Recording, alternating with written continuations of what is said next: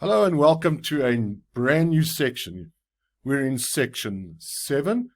What we're going to be doing here is we're going to be simplifying our little Java application from section 6. And what we're going to be doing, we're going to be using a relational database and we're going to be introducing Hibernate. Now in this section, you will use the same database example from section 6 and then using the Hibernate framework in your Java code to manipulate that database.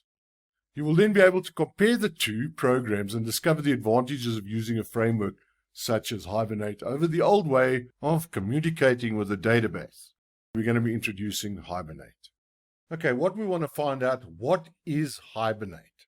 Well, it's an object-oriented mapping tool, or ORM. It's a framework for mapping Java classes to relational tables within a relational database environment.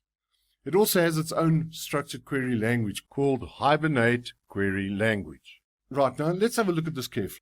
In our previous section, we had our table, employee table, and we had these columns: ID, first name, surname, age, salary, designation, and branch. And just please, will you remember that we changed designation and branch from ent to varchar. And we just used the one table for our example just to keep it simple.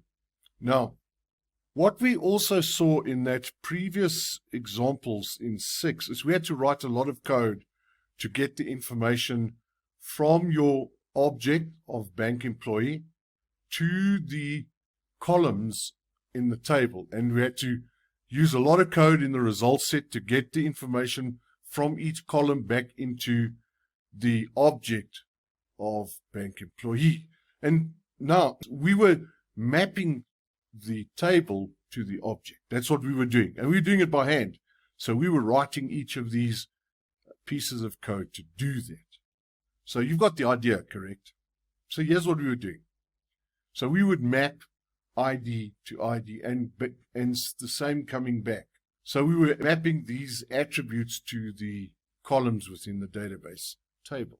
Now there's a couple of problems because when we were mapping, we were using special methods that took into account that the data type within the Java object is not the same data type that you find in the relational database. And of course, those methods that we used to get the information into the relational database took care of that and vice versa. So when we pulled it out of the results set, it also took care of that. Well, if you're going to be looking and using Hibernate, the same should be true because we still have to take care of that.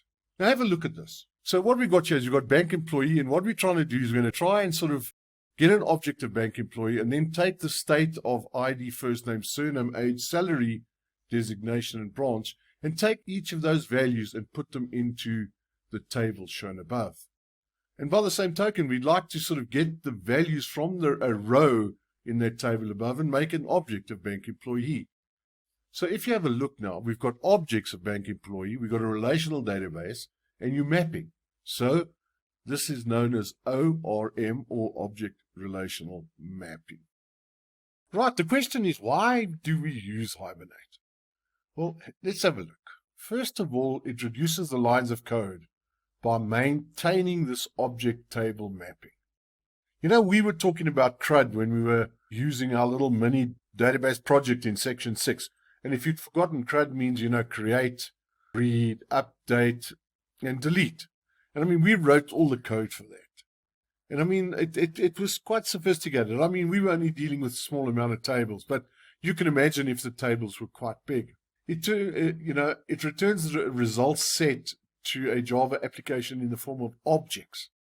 Now this is different because before it returned a result set in the form of a result set table.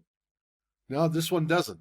It relieves the programmer from manually writing CRUD code. Now this must surely be some advantage.